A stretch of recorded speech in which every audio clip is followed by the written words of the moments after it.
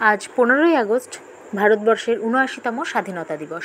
এই পুণ্য দিনটিতে কৃষ্ণগঞ্জ ব্লকের বীর সেনানী ব্রাজিল খ্যাত কর্নেল সুরেশ বিশ্বাসের স্মরণে এক অনুষ্ঠানের আয়োজন করা হয়। কৃষি সাহিত্য পত্রিকার উদ্যোগে নাথপুর গ্রামবাসীদের সহযোগিতায় এই অনুষ্ঠানটি প্রাণবন্ত হয়ে ওঠে। ব্রাজিলে থাকাকালীন বাংলার বীর বিপ্লবী কর্নেল সুরেশ বিশ্বাস মাত্র 50 জন সেনা নিয়ে যুদ্ধজয় করেছিলেন ব্রিটিশদের বিরুদ্ধে। ব্রাজিল খ্যাত এই সেনানায়কের জন্মভূমি আমাদের নাথপুর গ্রামে। এই গ্রামেই কেটেছে তার ছেলেবেলা। পরবর্তীতে পড়াশোনার জন্য কলকাতা ও লন্ডনে তিনি ছিলেন। এখনও তার নাথপুর গ্রামে বসত ভিটা ও সংলগ্ন এলাকায় জমি জমা আছে। তার উত্তরসূরিরাও এখানে বসবাস করেন।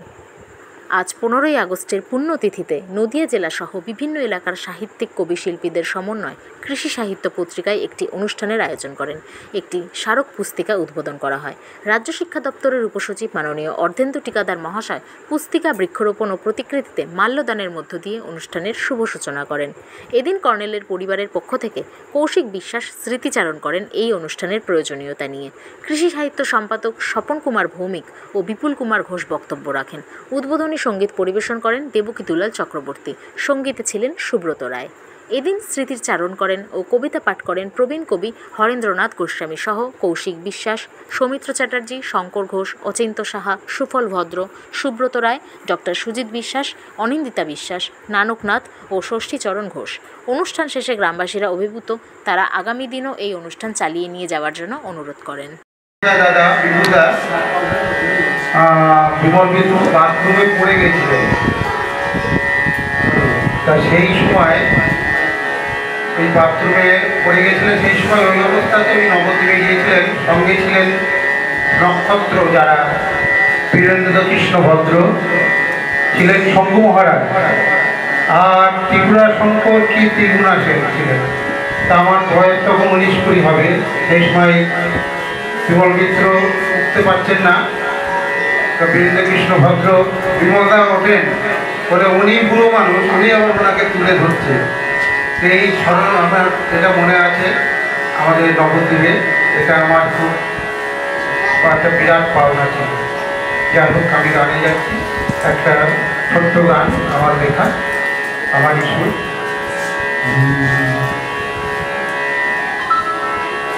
বর্ণরঞ্জিত পতাকা,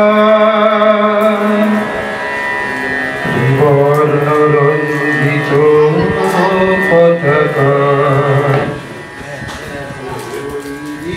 হরিত শ্বেত শুভ্র মাঝে অশোক চক্র আঁকা।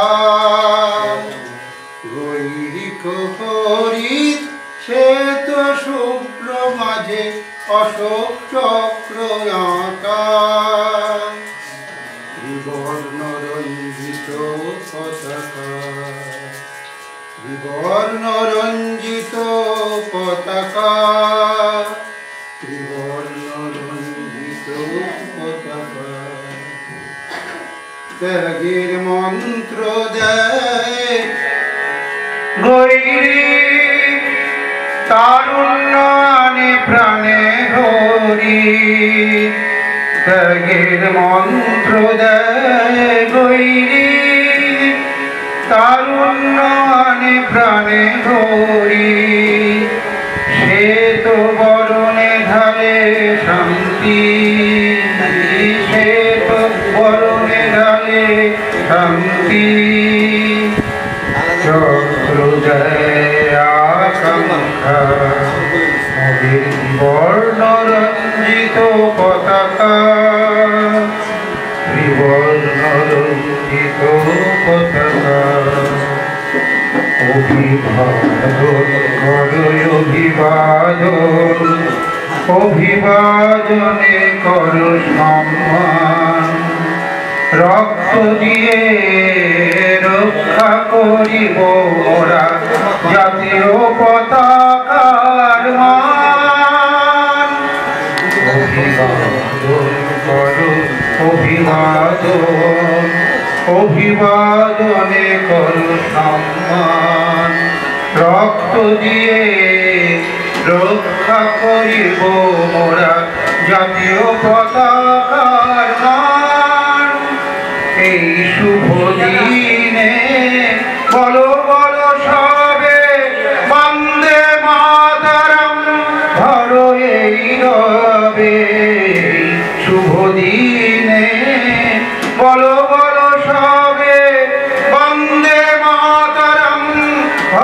এই রবে জীবনের ব্রত হোক দেশ বন্দনা, জীবনের ব্রত হোক দেশ বন্দনা, মাতৃমন্ত্রে নাও দীক্ষা, মোদের জীবন রঞ্জিত পতাকা, জীবন রঞ্জিত পতাকা, দৈনিক হরি শ্বেত শুভ্র মাঝে অশোক চক্র আকার, দৈনিক হরি শ্বেত শুভ্র মাঝে অশোক চক্র আকার, জীবন রঞ্জিত পতাকা, মোদের জীবন রঞ্জিত পতাকা, জীবন রঞ্জিত পতাকা। এই গানটি আমি স্বাধীনতার 50 বছর যখন হয়েছিল সেই সময় লেখা। আমার একটা গীতি আলোচ্য থেকে এই গানটা, গীতি আলোচ্যটা বহু জায়গায় হয়েছিল। নমস্কার জানাই। এবার একটু বাড়ি যেতে হবে, কারণ ঘুরে যাচ্ছি, বড়ালঘাটের অবস্থাটা ভালো না, এই জন্য একটু চলে যাচ্ছে।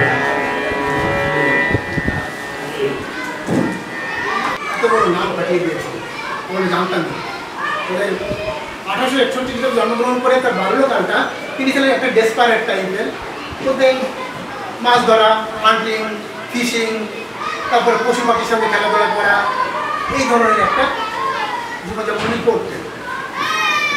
একবার উনি বিড়ালের সঙ্গে, বিড়ালের মুখ থেকে কাঠবিড়ালি ধরে নিয়েছিলেন, আর বিড়ালটা ওনাকে খুব কামড়ে টামড়ে দিয়েছিল, তখন বিষ্ণুকে বেশ কিছু রেস্ট নিতে হয়েছে।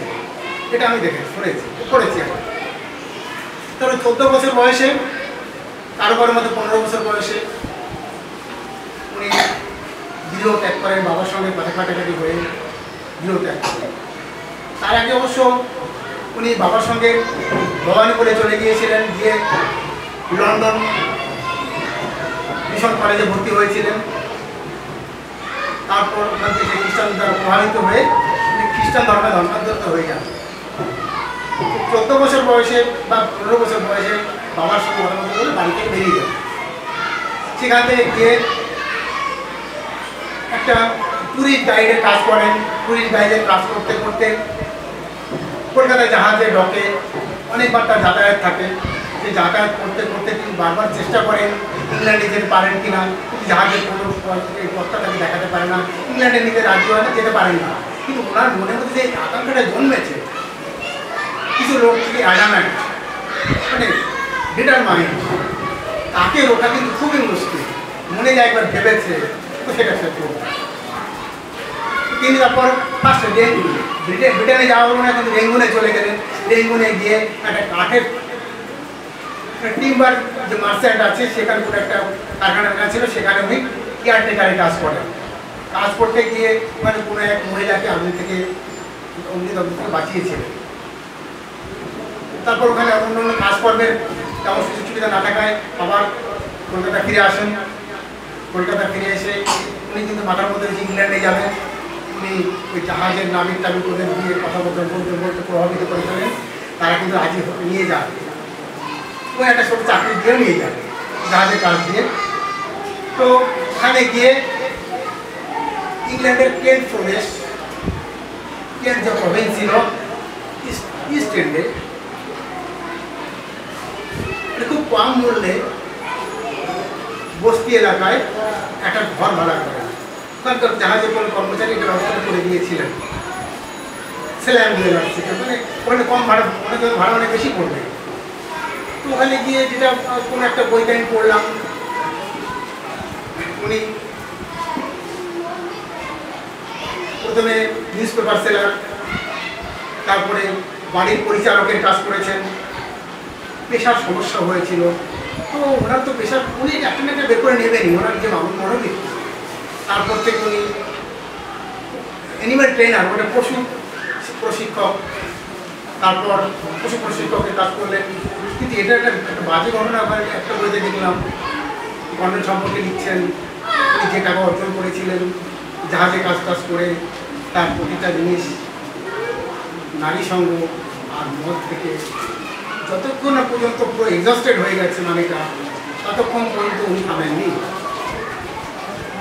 তো তার বড় ভালো কথা, ওনার যে ফোর্স ওর মধ্যে ক্ষয় হবে না। উনি জন্ম থেকে বাই বার্থ পেয়েছেন ফোর্সটা। ওখান থেকে সার্কাসের কাজ পশুকে প্রশিক্ষণ দিত, সার্কাসের কাজ করে।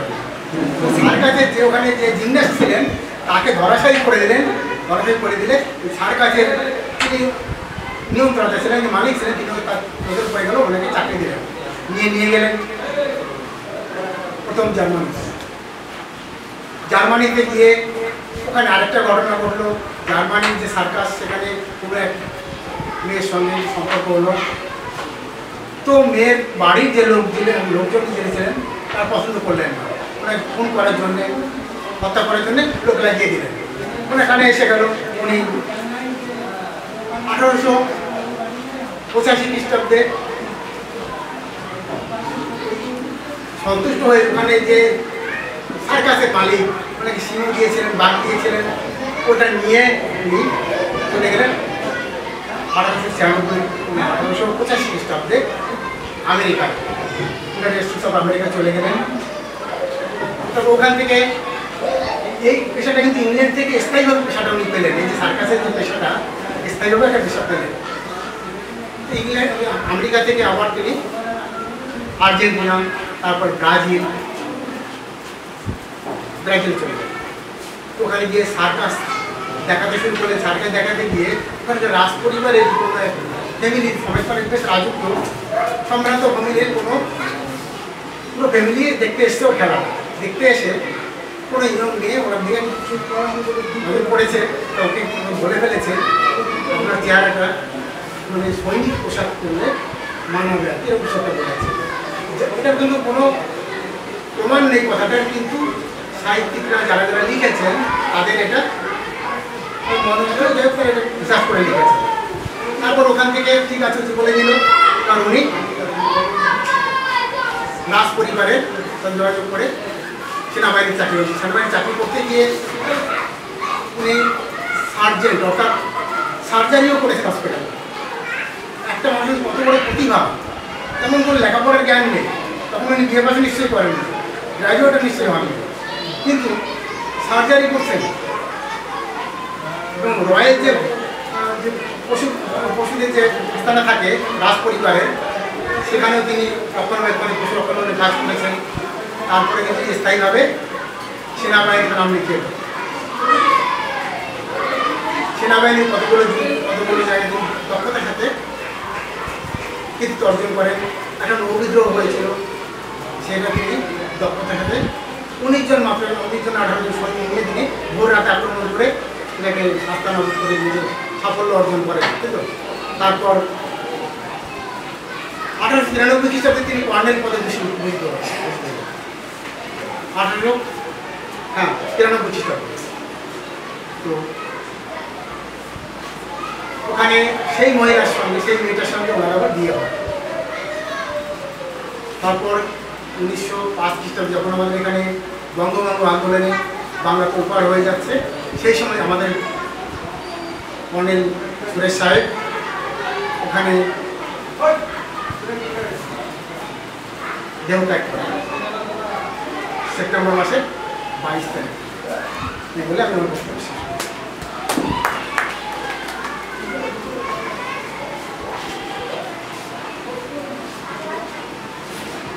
ধন্যবাদ অরবিন্দবাবুকে, তিনি এই অনুষ্ঠানের উদ্বোধন করলেন এবং কর্নেল সুরেশ চন্দ্র বিশ্বাসের অনেক না জানা কথা আমাদের জানিয়ে যুক্ত করলেন।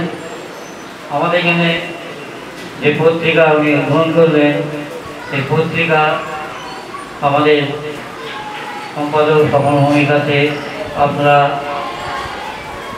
আরও বিষয়ে কিছু জানতে হলে আগ্রহ হলে পত্রিকা সংগ্রহ করুন। এবং এবারে আমাদের আজকের যে অনুষ্ঠানে আগত আমাদের যত কবি, সাহিত্যিক বা অন্যান্য যারা ব্যক্তিবর্গ আছে, তাদের সঙ্গে স্বাগত জানিয়ে বক্তব্য রাখবেন অনুষ্ঠানের আয়োজক কৃষি সাহিত্য পত্রিকার সম্পাদক মাননীয় স্বপন কুমার ভৌমিক মহাশয়।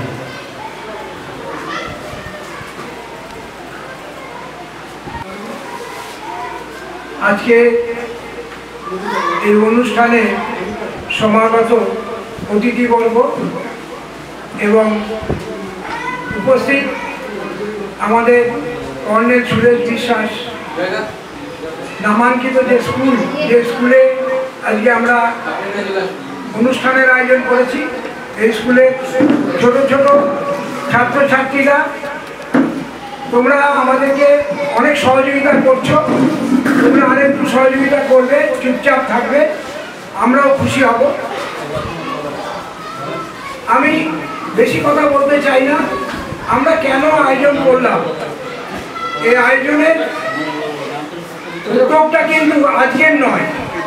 এটি শ্রী মোহিত রায় মহাশয় এর আগে উনি যখন ওই ডিস্ট্রিক্ট স্কুল বোর্ডের অন্যতম করণিক ছিলেন, তিনি তারই উদ্যোগে এখানে একটা অনুষ্ঠান এর আগে হয়েছিল।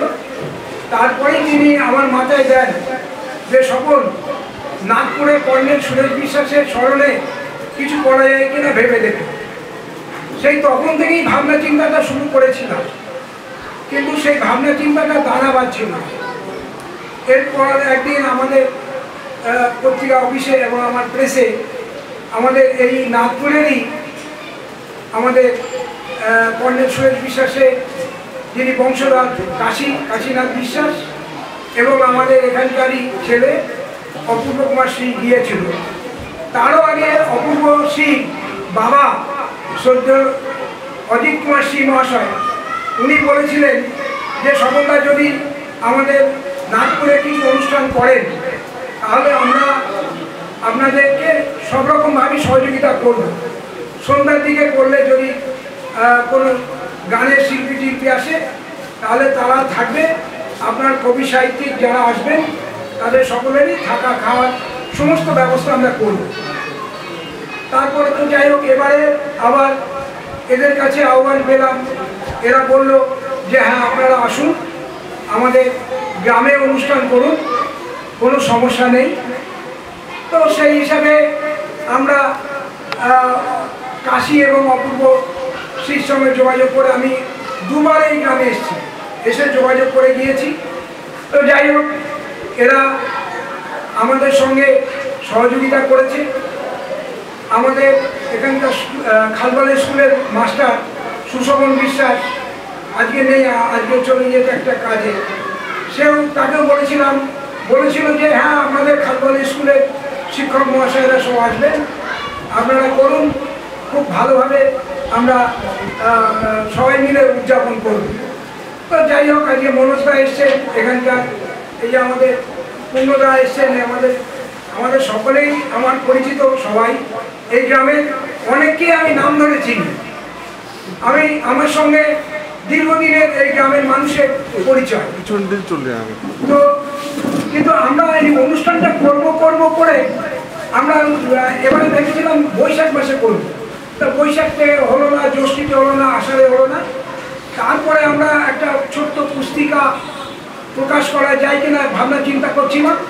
তা আমাদের কয়েকজন লেখক বন্ধু আমাদের লেখা দিলেন এবং লেখা দেওয়ার পরে বইটা আমি রেডি করে ফেললাম।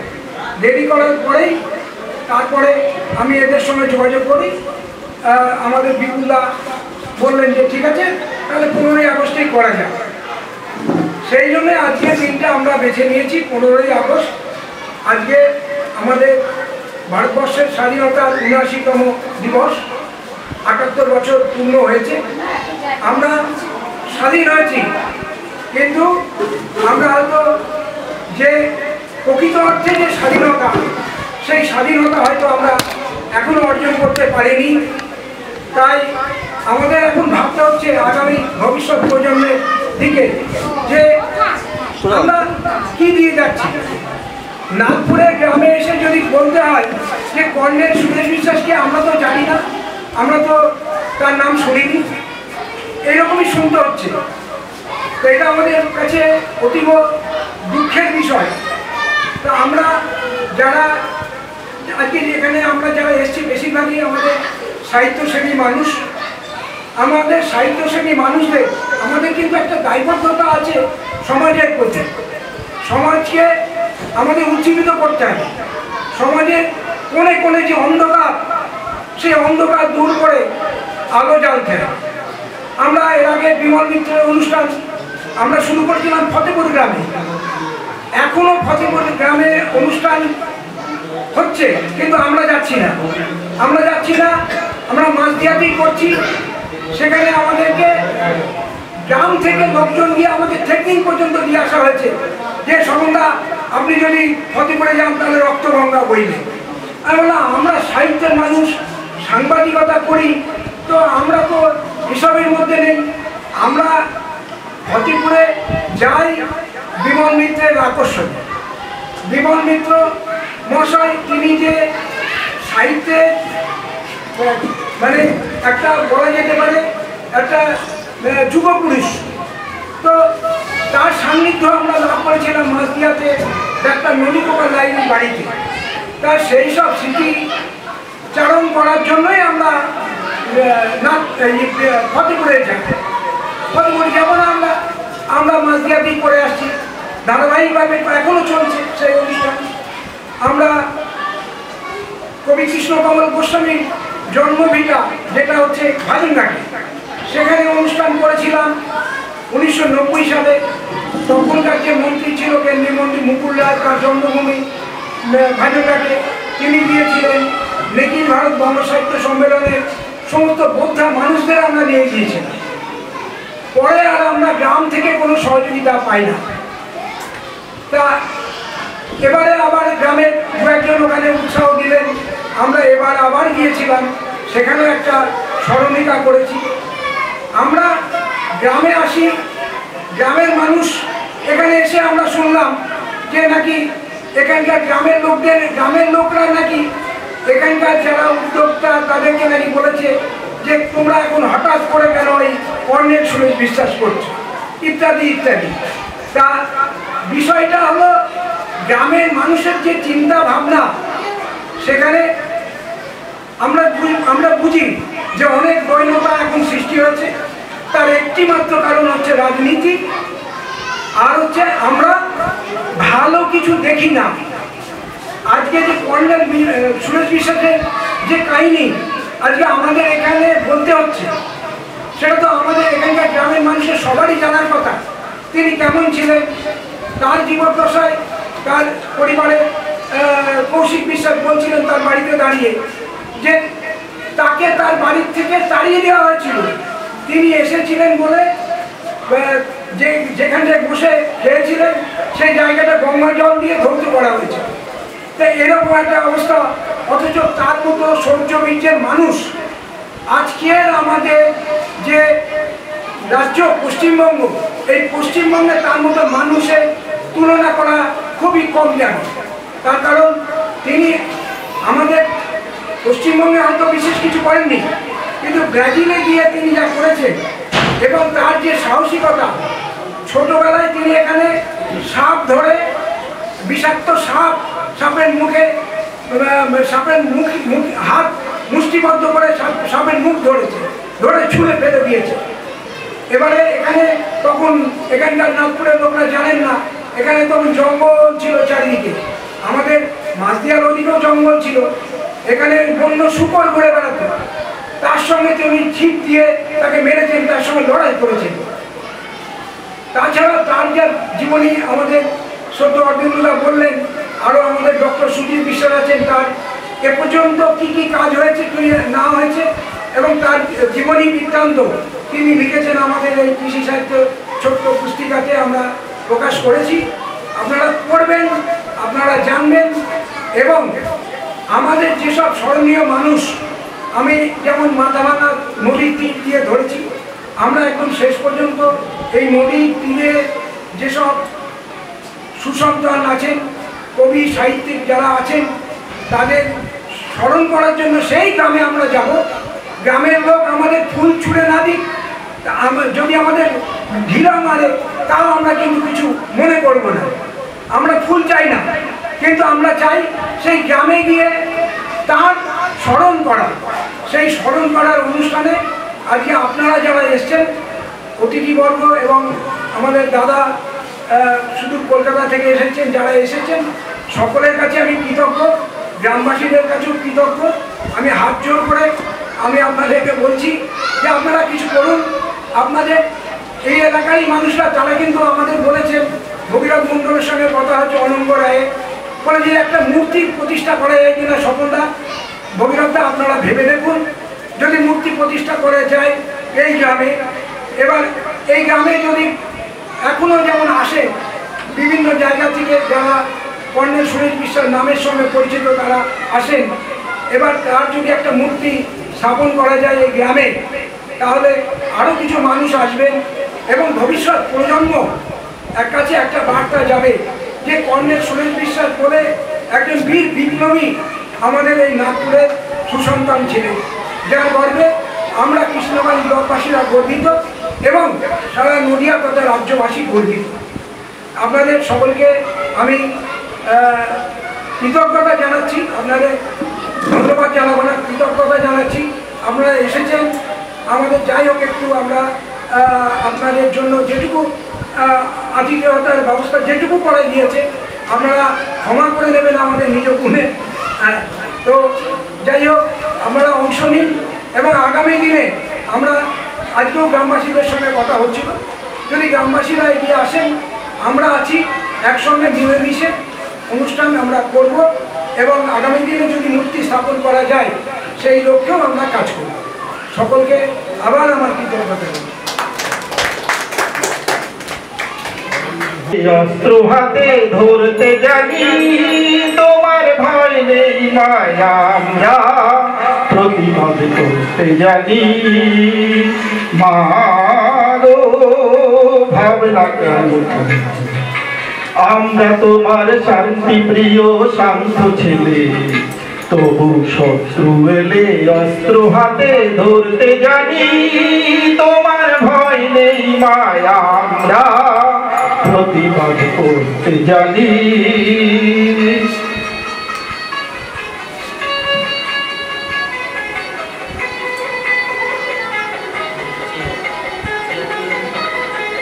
আমরা হারব না, হারব না, তোমার মাটির একটি কণাও ছাড়ব না।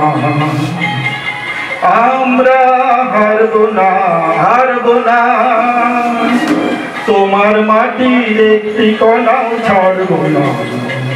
আমরা পাথর দিয়ে দুর্গ ঘাটি গড়তে জানি। তোমার ভয় নেই মায়া, আমরা প্রতিবাদ করতে জানি। মা গো ভাবনা কেন, আমরা তোমার শান্তি প্রিয় শান্ত ছেলে, তবু শত্রু এলে অস্ত্র হাতে ধরতে জানি।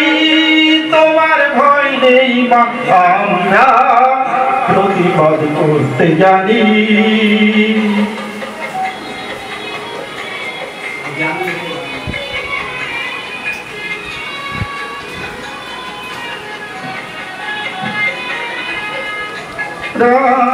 পরাজয় মানব না, দুর্বলতায় বাঁচতে শুধু জানব না। আমরা পরাজয় মানব না, দুর্বলতায় বাঁচতে শুধু জানব না। আমরা চিরদিনই হাসি মুখে লড়তে জানি। তোমার ভয় নেই মায়া, আমরা প্রতিবাদ করতে জানি। মা গো ভাবনা কেন, আমরা তোমার শান্তি প্রিয় শান্ত ছেলে, তবু শত্রু এলে অস্ত্র হাতে ধরতে জানি।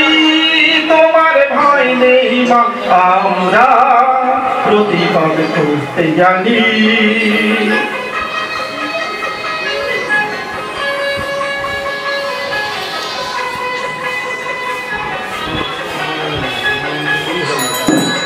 আমরা অপমান সইব না, ভীরুর মতো ঘরের কোণে রইব না।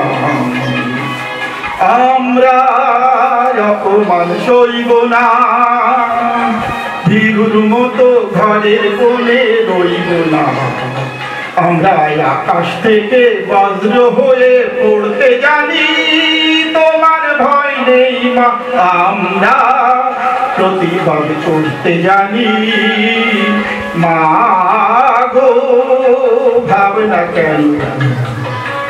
আমরা তোমার শান্তি প্রিয় শান্ত ছেলে, তবু শত্রু এলে অস্ত্র হাতে ধরতে জানি, তোমার ভয় নেই মা। আমরা প্রতিবাদ করতে জানি।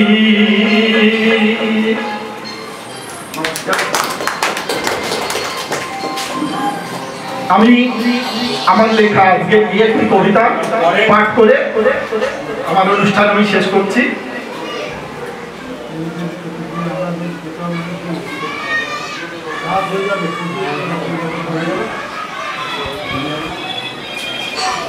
আমার কবিতার নাম স্বাধীনতার গজা।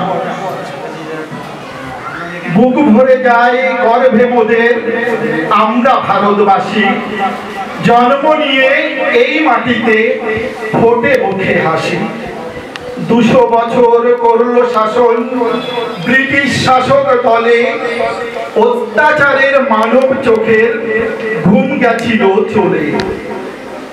দেশের শত দামাল ছেলে স্বাধীন দেশের লাগি, গড়ল তারা বিপ্লবী দল, বিনিদ্র রাত জাগে। বিনয় বাদল, সুরেন সূর্য, সুভাষ দীনেশ খুদি, দেশটা স্বাধীন হতো কি আর, থাকতো না সব যদি। রক্ত দিয়ে শহীদ হয়ে স্বরাজ দিল যারা, শিকল ভাঙা গানের সুরে জেগেছিল পাড়া। গানের ভাষায় নজরুল রবি গাথি কাব্য মালা, মানব মনে প্রতিবাদের ভাঙল শত তালা। কত কষ্টের স্বাধীনতা ফল ভুগি আজ মোরা, কি দেখি আজ দেশের মাঝে সবই ভাঙা চোরা।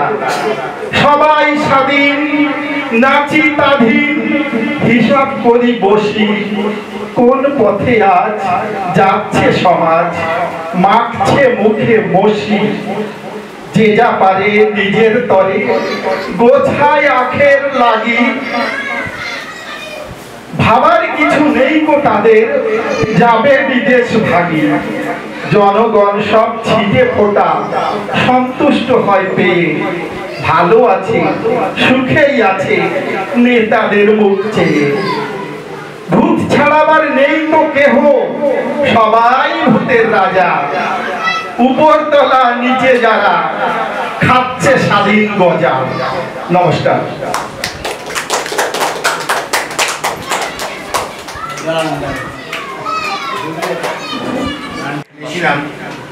এখানে এসে আবিষ্কার হলাম দুঃখের খবর খুবই। আমি আন্দামান আগে গেছিলাম, প্রতি আন্দামান ঘুরে দেখে এলাম এত বাঙালি।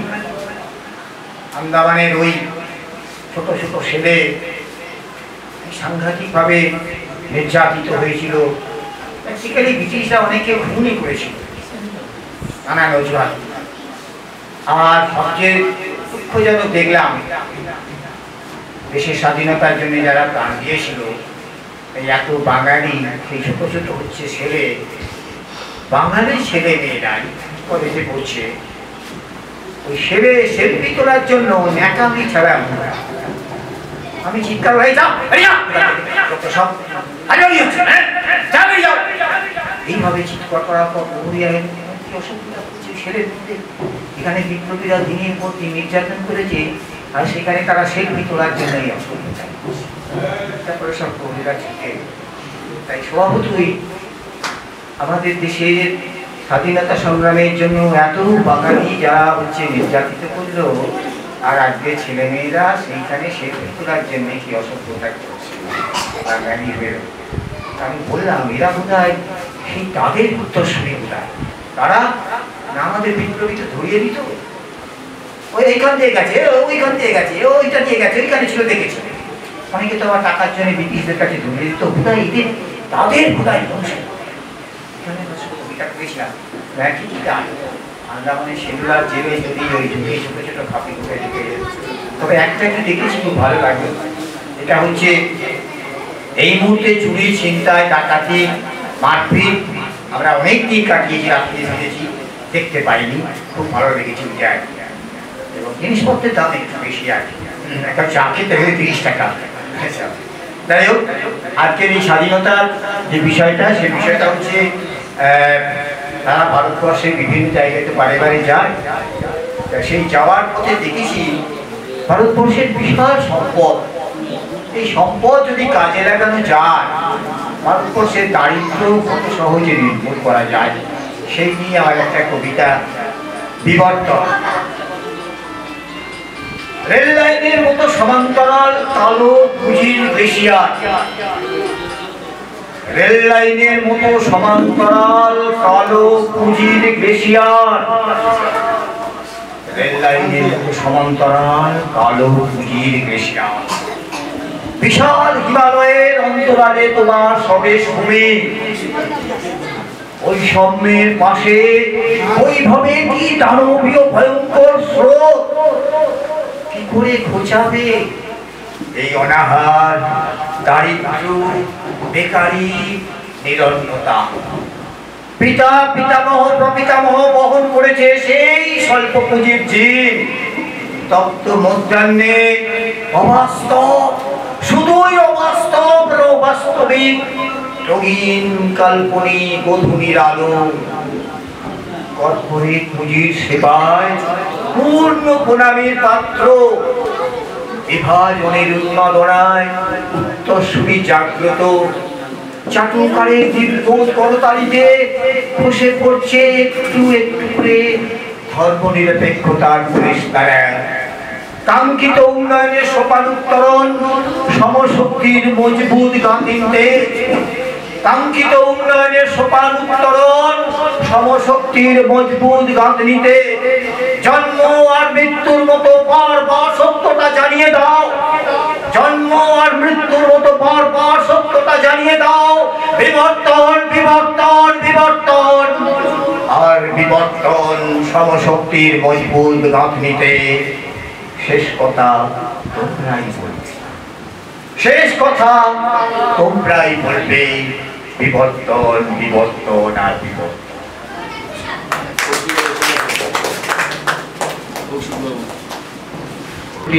পাঠ করে শোনাবো।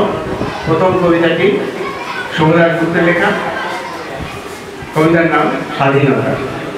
যারা খেতে পায় আর যারা খেতে পায় না দুজনাই ভোটের লাইনে দাঁড়ায়, দুজনকেই দল বেদলের লোকজনেরা খাতির করে, দুজনেরই ছবি কাগজে ওঠে, দুজনকে ভারতবাসী বলে চিনতে ভুল হয় না, দুজনের আকাশ এক, বাতাস এক, নদী এক, পাহাড় এক, ঝর্ণা এক, মানচিত্র এক। যারা খেতে পায় আর যারা খেতে পায় না এই দুজনের মধ্যে একটি মাত্র ব্যবধান আছে, সেই ব্যবধানটির নাম সত্যরুদ্ধ স্বাধীনতা।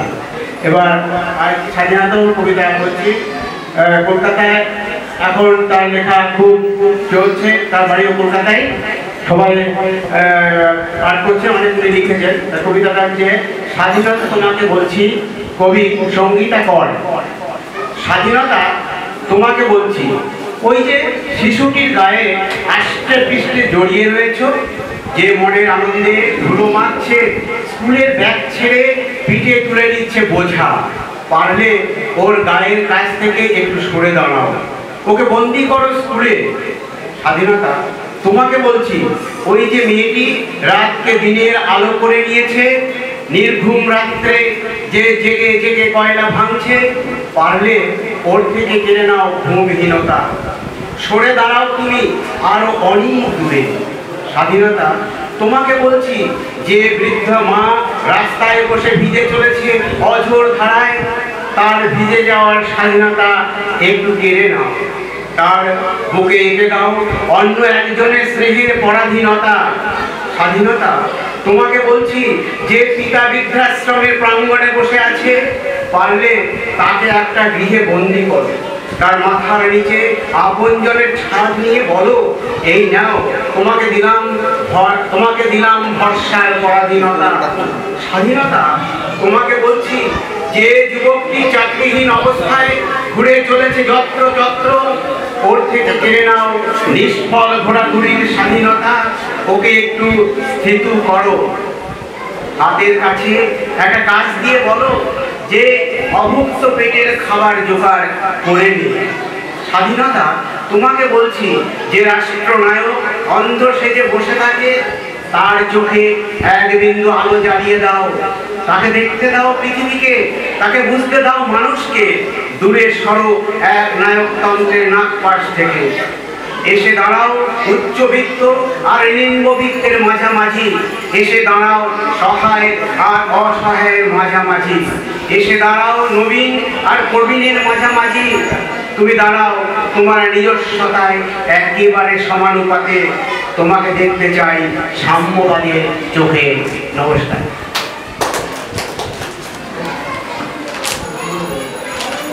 পড়েছিলাম, কিন্তু আজ যখন তার নামাঙ্কিত এই স্কুলটায় দাঁড়িয়ে আছি বা সবার সঙ্গে তার বাড়িতে গেলাম, ইমেজটা আরো অন্যরকম হয়ে গেল। যে তার বাড়ি, এই সেই গ্রাম, এই এক সময়ের নাগপুর। এবং সবথেকে অভিভূত হলাম তখন তার পরিবারের পক্ষ থেকে কিছু কথা শুনলাম, মানে যেগুলো আমরা জানতাম না। পরবর্তীতে তার বসত বাড়ির মধ্যে যে স্মৃতি ফলক লাগানো হয়েছে এবং অনেক কথা উনি এখানে বললেন না, যেগুলো মানে বাইরের থেকে ওনার বাড়িতে অনেক গবেষণার দল এসেছে ইত্যাদি।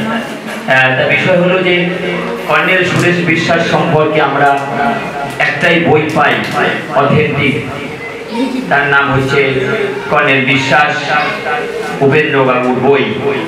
সেই বইয়ের মধ্যেই একটা বেশ ভালো মোটা বই, সেই বইয়ের মধ্যে সবটা লিখিত। আমরা যারা যখনই কিছু আলোকিত করতে যাই, যখন কিছু উচ্চারিত করতে যাই, তখন সেগুলো সেই বই থেকেই আমরা ধার করি, সেই বই থেকেই আমরা তুলে ধরি। এবং ইতিপূর্বে আমাদের অর্ধেন্দুবাবু অনেক কথা বলেছেন। আমি সত্যিকারের কথা সেই গবেষণা ধর্মী সেই জায়গায় যাচ্ছি না। আমার একটা লেখা এই কৃষায়িত পত্রিকায় প্রকাশিত হয়েছে। আমি নিচে আর একটা ছোট পুস্তিকা কর্নেল সুরেশ বিশ্বাস তৈরি করে নিয়ে এসেছি।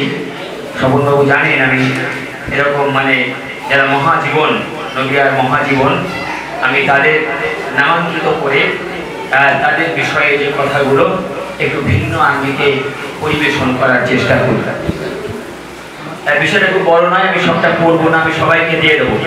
এক কপি করে আমি আপনাদের প্রত্যেককে দিয়ে দেবো আমার এই লেখা, যে আমি একটুখানি পড়ছি। এই সুরটা আপনারা অনেকে ভুলে গেছেন, কিন্তু আমাদের খুব প্রচলিত। যে সায়াল কবিতায় কর্নেল সুরেশ বিশ্বাস বলি ভাই রে ভাই, বলি ভাই রে ভাই, বলে যাই নদিয়ার বীর কথা।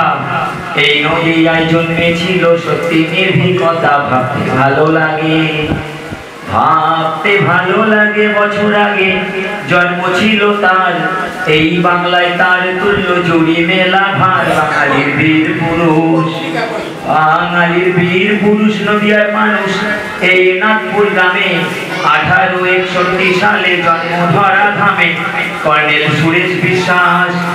কর্নেল সুরেশ বিশ্বাস করে প্রকাশ সেনাবাহিনী স্থলে, বুদ্ধিমত্তা প্রকাশ করে সুদূর ব্রাজিলে। গ্রন্থে লেখা আছে, গ্রন্থে লেখা আছে সবার কাছে কিছু প্রমাণ তার। ধন্য জীবন অতিবাহিত জুড়েতে সংসার। রূপ কথার নায়ক, রূপ কথার নায়ক, প্রিয় লোক জীবন যশ লাভে। আকাঙ্ক্ষাতে বেড়ান ঘুরে নিজ মনোভাবে। তারা দুটি ভাই, তারা দুটি ভাই, অকুত ভাই সুরেশ ছোট কালে। বাবার নাম গিরিশচন্দ্র, জানে সব বলে। ছেলে সাহসী ছিল, ছেলে সাহসী ছিল বলেছিল সে সময়ের লোক। সবাই মনে চাইতো জানি সুরেশ ভালো হোক। সুন্দর রামায়ণ, সুন্দর রামায়ণ, বীর কথন মহাভারত থেকে। মায়ের কথায় প্রভাবিত শিশু মনকে, শিশুকাল ভিন্ন কাজে, শিশুকাল ভিন্ন কাজে মনে বাজে মাছ ধরিবার কথা, পাখির ডিম জোগাড় করে নহে তো মিথ্যা। তখন বিপত্তি সত্যি সত্যি পাখির বাসায় সাপ। 11 বছর বয়সকালে কিসের অভিশাপ। সুরেশ ভয় পায় না সাপের ফনা। তখন গাছের ফাঁক মাঝে কি উপায় করা যায় এই তো মনে বাজে। একটু থমকে গেল ধরে দিল সাপের ফনার মাথা। গ্রামগঞ্জে ছড়িয়ে আছে এই গল্পের কথা। সাপ দ্বিখণ্ডিত ভুলণ্ঠিত কত সাহস তার। এসব শুনে বাড়ির লোকে করেছে প্রহার। সুরেশ দমে না থামে না মনের মাঝে তার। এসব কাণ্ড উকি মারে মনে বারবার। একবার নীলকুঠিতে পথে আসতে বুনো শুয়োরে দেখা। পিছনেতে সাহেব ঝুঁকছেন তিনি একা একা। নীলকর গুলি ছোড়ে জোরে জোরে শুকর ভয় পায়। হাতের চিপে আঘাত করে শুয়োরের মাথায়। সুরেশ দক্ষ ছিল বুঝেছিল নীলকর সাহেব সেই। অনেক লোকে ভিড় করে সুরেশকে দেখতেই। সাহেব ভালোবাসে তাদের পাশে সময় কাটে তার। অচিরেই তিনি যেন সাহেব পরিবার। ভাষা শিখতে লাগে কথা লাগে কাজ করে দেন তিনি। এইসব কথা পরিবারের ভালো লাগেনি। বীর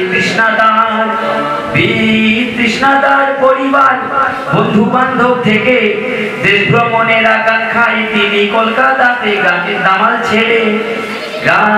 দামাল ছেড়ে শহরে গেলে যেমন হয় আর কি। এটা ওটা ঘুরে বেড়ান সতেক ঝক্কি। একদিন নৌকা বিহার বন্ধু দুচার। কাল বৈশাখী কাল জলের মধ্যে নৌকা ছিল বড় টালমাটাল। বন্ধুরা হারায় শেষে আমি আর পড়ছি না। এই কবিতায় আমি লিখেছি কর্নেল সুরেশ বিশ্বাসের কথা। পিছনে 2 পৃষ্ঠায় তার জীবনীও সংক্ষেপে দিয়ে দিয়েছি, আপনারা দেখবেন। এই আমার আলোচনার বিষয়। আর আজকে আমি ধন্য হলাম এই গ্রামের মাটিতে এসে, আরো ঋদ্ধ হলাম। আগামীতে আরো কিছু লেখার পরিকল্পনা থাকলো আমার।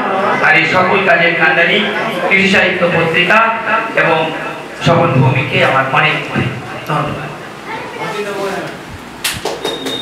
যেটা সবাই পেয়েছে সেটা পড়ে নেবেন অবশ্যই। এই ধরনের কবিতা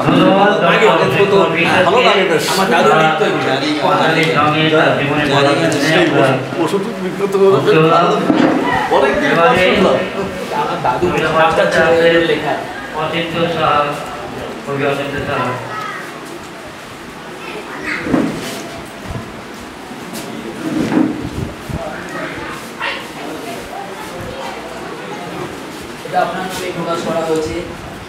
উপস্থিত সকলকে যথাযথ সম্মান ও শ্রদ্ধা জানিয়ে আমি আমার কবিতাটা পাঠ করব। অনেকেই অনেক কথা বলেছেন, তাই নতুন করে কিছু বলার নেই। যা বলার কবিতার মধ্যেই বলি। এখনকার এই সময়ে একটা জ্বলন্ত প্রশ্ন,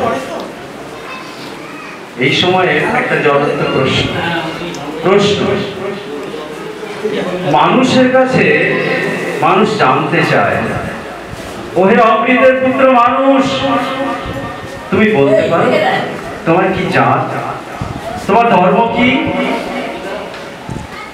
উত্তরের বাস্তবতা নেই। তবু জানবে হিন্দু, মুসলিম, খ্রিস্টান, বৌদ্ধ, শিখ, জৈন, পার্সি অথবা অন্য কিছু। কেউ বলবে অতিরিক্ত কিছু। আমি জাত ধর্ম মানি না, আমি মানুষ, এটাই আমার একমাত্র পরিচয়। মনুষ্যতর প্রাণীদের জিজ্ঞেস করলে শুধু নীরব চোখের সুন্দর দৃষ্টি ছাড়া কোনো উত্তর পাবেন না। যার ধর্ম আছে বলেই পৃথিবীর আপাত শ্রেষ্ঠ প্রাণী মানুষ, জাতপাতের রেষারেষি করে, বিবাদ করে, বিভাজন করে, দাঙ্গা বিবাদ বাঁধিয়ে মানুষকে হত্যা করে, নৃশংস আচরণ করে, মানুষকে নিয়ে বাণিজ্য করে। কেউ কখনো চন্দ্র সূর্য গ্রহ নক্ষত্রকে প্রশ্ন করে দেখেছেন ওদের কি জাত? হয়তো সাহস পাননি, ভাবেননি, কোনদিন মনে এমন প্রশ্নের উদয় হতে পারে। অথচ চন্দ্রের অবস্থান অনুযায়ী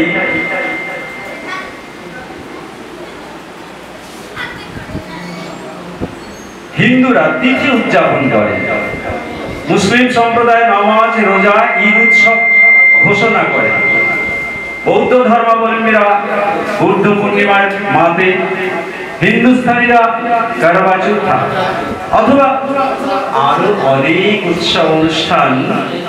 কিন্তু কেউ প্রশ্ন করে না চাঁদের কি জাত। চন্দ্র সূর্যের গ্রহণে মানব সমাজে গ্রহণ লাগে, জাতপাতের রেষারেষিটা তবুও চলে অনিয়ন্ত্রিত ভাবে। বাতাস, জল, মাটি, নদী, পাহাড়, পর্বত, অরণ্য, এরা কোন জাতের? হিন্দু, মুসলিম, খ্রিস্টান, অথবা বলতে পারেন এরা কোন জাত? প্রশ্ন করি, উত্তর মেলে না। সবাই বাধা আছে একটা সুতোয়, আমরা খুঁজতে চাইনি কোনোদিন, তাই আজও সুতোটা খুঁজে পাই না। তবুও আমরা বিচ্ছিন্ন, বিভাজিত, বিভক্ত। কেন কেন কেন? প্রশ্ন আছে হাজার হাজার, লক্ষ লক্ষ, কোটি কোটি, কিংবা তারও বেশি। উত্তর নেই। চলুন না একবার খুঁজে দেখি।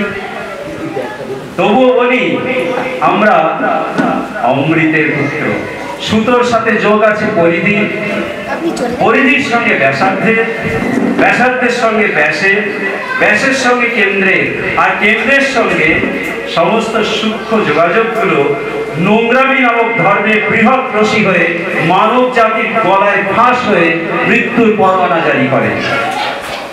তবুও প্রশ্ন করি, তুমি কোন ধর্মে? নমস্কার।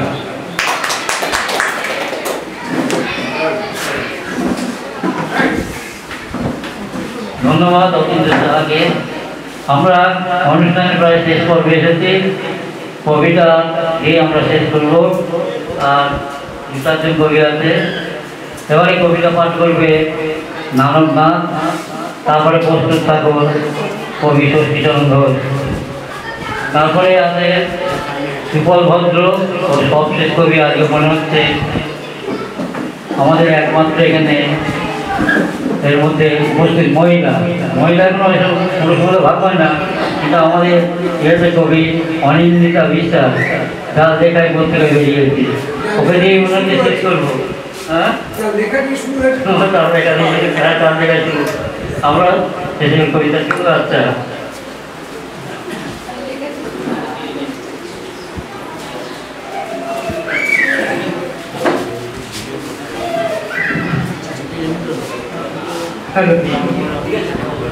সুজলাং সুফলাং মলয়জ শীতলাং শস্য শ্যামলাং মাতরম। ভারতবর্ষের মানচিত্রের উপর দাঁড়িয়ে আমি পথ হারিয়ে ফেলেছিলাম। আমার কোনো দিক নেই, অথচ আমি যে কোনো দিকেই চলে যেতে পারি, চলে যাব।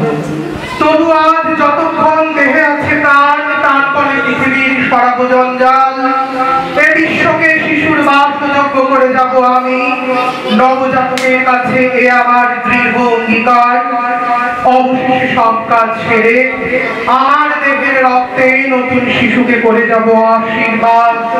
তারপর হব ইতিহাস। হেমচিত্ত পূর্ণ তীর্থে জাগর ধীরে এই ভারতের মহামানবের সাগর তীরে। স্টেট গানের বুলেটে বুলেটে আমার ঝাঁঝরা বুকের উপর ফুটে উঠেছে যে মানচিত্র, তার নাম ভারতবর্ষ। আমার প্রতিটি রক্তের ফোঁটা দিয়ে চা বাগিচায় কফি খেতে, কয়লা খাদানে, পাহাড়ে, অরণ্যে লেখা হয়েছে যে ভালোবাসা তার নাম ভারতবর্ষ। আমার অশ্রুর জলসেচে আর হাটের ফসফেটে খুনির যে রুক্ষ কঠোর মাটিতে বোনা হয়েছে যে অন্তহীন ধান আর গানের স্বপ্ন, তার নাম ভারতবর্ষ। আমার ঠান্ডা মুখের ওপর এখন গাঢ় হয়ে জমে আছে ভাকরা রাঙালের পাথুরে বাঁধের গম্ভীর ছায়া। ডিব্বায়ের বুক থেকে মায়ের দুধের মতো উঠে আসা তেলে ভেসে যাচ্ছে আমার সমস্ত সারা শরীর। কপাল থেকে দাঙ্গার রক্ত মুছে ফেলে আমাকে বুকে করে তুলে নিতে এসেছে আমেদাবাদের সুতোকালের জঙ্গি মজুর। আমার মৃতদেহের পাহারাদার আজ প্রতিটি হাল বহনকারী বলরাম, প্রতিটি ধর্ষিতা আদিবাসী যুবতীর শোক নয়, ক্রোধের আগুনে দাও দাও জ্বলে যাচ্ছে আমার শেষ শয্যা। ভরাট গর্ভের মতো আকাশে আকাশে কেঁপে উঠেছে মেঘ। বৃষ্টি আসবে, ঘাতকের স্টেল গান, আর আমার মাঝ বরাবর ঝরে যাবে বরফ গলা গঙ্গোত্রী। আর একটু পরেই প্রতিটি মরা খাল বিল পুকুর কানায় কানায় ভরে উঠবে আমার মায়ের চোখের মতো। প্রতিটি পাথর থেকে যাবে উদ্ভিদের সবুজ চুম্বনে, অর্জিত ছন্দে, ভরতনাট্যমের মুদ্রায়, আর সাঁওতালি মাদলে, আর ভাঙড়ার আলোড়নে জেগে উঠবে তুমুল উৎসবের রাত। সেই রাতে, সেই তারায় তারায় ফেটে পড়া মেহফিলের রাতে তোমরা ভুলে যেও না আমাকে। যার ছেঁড়া হাত, ভাষা জঠর, উপড়ে আনা কলজে, ফোটা ফোটা অশ্রু, রক্ত, ঘাম, আর মাইল মাইল অভিমান আর ভালোবাসার নাম স্বদেশ, স্বাধীনতা, ভারতবর্ষ। আমি ভারতবর্ষের মানচিত্রের উপর দাঁড়িয়ে পথ হারিয়ে ফেলেছিলাম। আমার কোনো দিক নেই, অথচ আমি যে কোনো দিকেই চলে যেতে পারি। একবার মাটির দিকে তাকাও, একবার মানুষের দিকে। এখনো রাত শেষ হয়নি, অন্ধকার এখনো তোমার বুকের উপর কঠিন পাথরের মতো। তুমি নিঃশ্বাস নিতে পারছো না।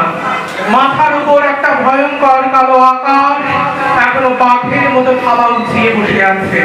তুমি যেভাবে পারো ওই পাথরটাকে সরিয়ে দাও, আর আকাশের ভয়ঙ্করকে শান্ত গলায় এই কথাটা জানিয়ে দাও যে তুমি ভয় পাওনি।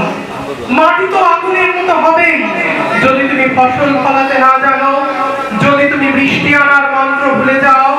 তোমার স্বদেশ তাহলে মরুভূমি। যে মানুষ গান গাইতে জানে না, যখন প্রলয় আসে সে তখন অন্ধ ও বোবা হয়ে যায়। একবার মাটির দিকে তাকাও, সে প্রতীক্ষা করছে। একবার মানুষের হাত ধরো, সে কিছু বলতে চায়। যাকে ঘিরে আজকের এই স্মরণ বরণ শ্রদ্ধা, তাকে আহ্বানী লুণ্ঠিত প্রদান জানাই। ধন্যবাদ সকলকে। ভালো থাকুন, সুস্থ থাকুন। ভারতবর্ষ, স্বাধীনতা এবং এই আমার দেশ আরো আরো আয় বেঁধে বেঁধে থাকি। নমস্কার।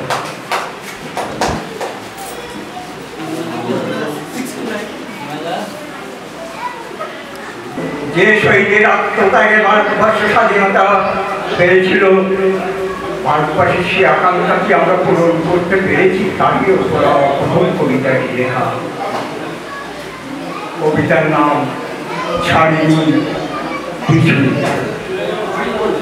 স্বাধীনতার স্বাদ খুঁজতে খুঁজতে অতিক্রান্ত হয়ে গেল ৭৮ বছর। সর্বত্যাগী শহীদের শব্দগুলো নীরবে অশ্রু ঢেলে হয়েছে নিথর। রক্ত ঝরানো এক রাস প্রত্যাশা ওই বেদির নামে ঠেকছ পাথরে।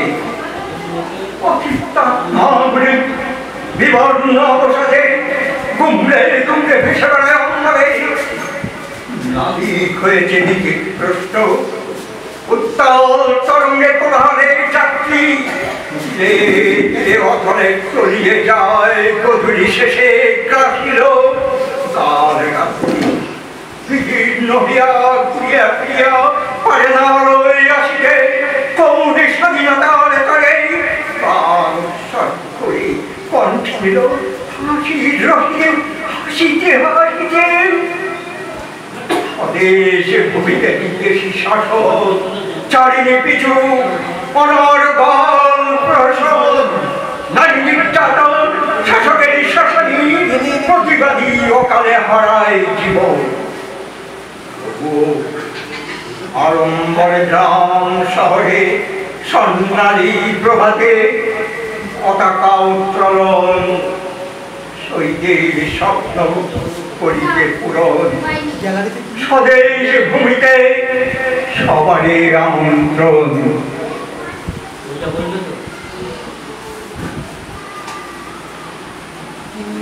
ছোট্ট আরেকটি কবিতা বলবো, সকলের অনুমতি নিয়ে। অধৈর্যই পড়েছেন, সবাই বাড়ি যাবেন, তারা আছে। আমার দ্বিতীয় নিবেদন খাতায় কলমে। জানি না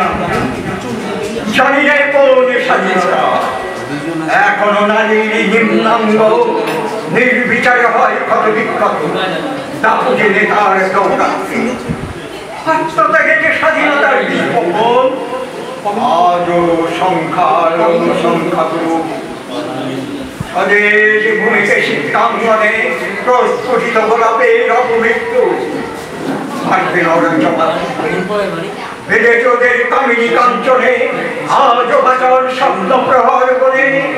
অন্তিম সজ্জায় ক্ষত বিক্ষত দেহ নিয়ে বন্দে মাতরম ইনকলাব জিন্দাবাদ ধ্বনি তুলে স্বাধীনতার পতাকা তোলে। খাতায় কলমে স্বাধীনতা, বাস্তব ছুটছে অপকর্ম আর ক্ষমতার নেশায়। নমস্কার।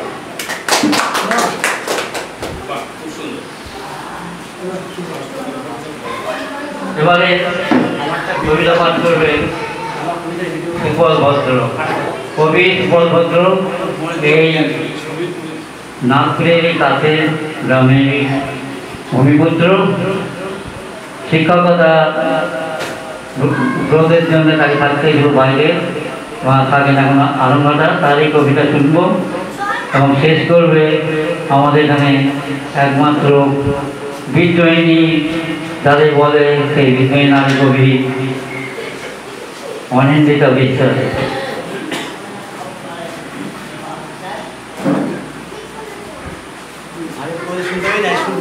নমস্কার।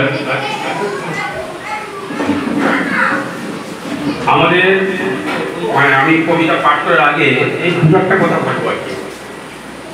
আমাদের দেশ যখন স্বাধীন হয় তখন লোক সংখ্যা ছিল ভারতবর্ষে সম্ভবত 34 কোটি মতো, এখন সেখানে 150 কোটি। লোক সংখ্যা অনেক বেড়েছে, দেশ উন্নত হয়েছে, আমরা চন্দ্রে যান পাঠাচ্ছি, অনেক কিছু হয়েছে। কিন্তু আমার একটা কথা বারবার ভিতর থেকে যে একটা প্রতিবাদী ভাব কাজ করে, সেটা হলো যে স্বাধীনতার অর্থ এত জাঁকজমক করে কত কিছু হয়, কত ভালো ভালো করে, কত সুন্দর ভাষা দিয়ে, কত ভালো ভঙ্গিমা দিয়ে আমরা বলতে পারি, শুনছি, কে কত ভালো করে বলতে পারছি, ইত্যাদি ইত্যাদি। কিন্তু আসলে আমাদের এই স্বাধীনতার শব্দটার অর্থ কয়জন মানুষের কাছে পৌঁছেছে? 150 কোটি মানুষের মধ্যে আমার মনে হয় এখনো অন্তত 100 কোটির বেশি লোক যারা স্বাধীনতার মানে জানে না। যারা জানে না তাদেরই একজন, মানে আমার অঙ্কিত আজকের কবিতায় তাদের একজনের চরিত্র, তার নাম তারেক ঘোষ। সেই জন্য কবিতার নাম দিয়েছি আমি তারেক ঘোষ বলছি। স্বাধীনতা তুমি ছুটে বেড়াও সুদূর আকাশ পারে, তোমায় একটু দেখবো শুয়ে কথায় কিংবা গানে, ইচ্ছে আমার অনেক দিনের। তুমি কি তা জানো? জানো, ঠিকই জানো, কিন্তু আমিও যে একটা মানুষ। তুমি কি তা মানো? দুঃখ আমার কোথায় জানো? তবে কি বলি শোনো। তোমার জন্মদিনে গান হচ্ছে, নাচ হচ্ছে, হচ্ছে খানা পিনা। আমার মনে যাচ্ছে প্রশ্ন, সত্যি আমি মানুষ কিনা? ওরা বলে, আমি শুনি, ওদের আদেশ আমি মানি। তবে আমি কি আজ সত্যি স্বাধীন? মনোরময়ী ভাবে সবুজ গাছপালা, নদী নালা, চাঁদ ও রবির খেলা, সকাল সাজে সবার সাথে খুশির বাহার মেলা। সেই খুশিতে আমিও হব অনেক খুশি জানো। কিন্তু কিন্তু আমরা তো চাই ধর্ষকে তুমি কঠোর আঘাত পানো। ব্যভিচার, রাহাজানি, চুরি, চিন্তায় বাড়ছে, শুধু বাড়ছে। তারেক ঘোষেরা অত্যাচারিত, শোষিত, স্বাধীনতা কারা কাটছে। ধন্যবাদ, সবাই ভালো থাকবেন।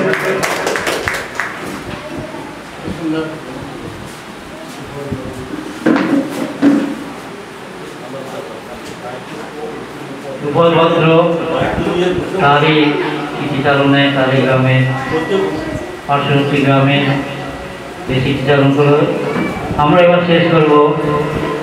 আমরা সুরেশচন্দ্র, কর্নেল সুরেশচন্দ্রকে নিয়ে তার স্মরণে তারই গ্রামে যে স্কুলে অনুষ্ঠানে আয়োজন করেছি কবিতা, গান ও আবৃত্তির মাধ্যমে। অনুষ্ঠান এখনই শেষ হচ্ছে। এই অনুষ্ঠানে আমাদের সুরেশচন্দ্রকে নিয়ে যে স্মরণিকা তৈরি হয়েছে, তাতে যারা সুরেশচন্দ্রকে স্মরণ করেছে, কবিতা লিখেছে, তারই সেই স্মরণিকার প্রথম কবি অনিন্দিতা বিশ্বাস। সেই কবিতাটা পাঠ করে শোনাচ্ছে। তারপরে আমরা এই অনুষ্ঠানকে শ্রদ্ধা জানিয়ে শেষ করি।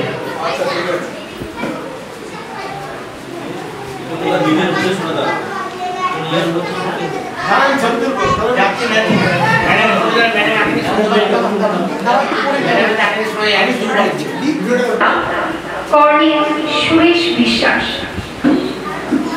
নদীয়ার মাথাভাঙার তীরে এক গ্রাম, কৃষ্ণগঞ্জ থানা, নাগপুর তার নাম। সেখানে জন্ম এক বীর বিপ্লবী সন্তান, কর্নেল সুরেশ বিশ্বাস তার নাম। অসম্ভব দুঃসাহসী গান পিঠে বালক, গাছপালা ভরা প্রকৃতি তার ঐশ্বর্য। গাছের কোটরে পাখির ছানা শিকারে গিয়ে বিষধর সাপের ফোনাটি ধরলে মুখ চিপিয়ে, ছাত্র জীবনে কলকাতার শহরে কাটিয়ে খ্রিস্টান হয়ে পাড়ি দিলেন লন্ডনে। নানা দেশ ঘুরে অর্জন করলেন অভিজ্ঞতা। স্প্যানিশ, জার্মানি, অনেক ভাষায় ছিল তার দক্ষতা। ভাগ্যান্বেষী বীর পুরুষের ভাগ্য গেল ঘুরে পৌঁছলেন ব্রাজিলের রিও ডি জেনিরো শহরে। গৌরবদীপ্ত বলিষ্ঠ দেহি জড়ালেন বিবাহ বন্ধনে। সঙ্গিনী ডাক্তার কন্যা দেখালেন ধ্রুবতারার সন্তান। দক্ষতা ও সাহসিকতায় হলেন ব্রাজিলের উচ্চপদস্থ সেনা।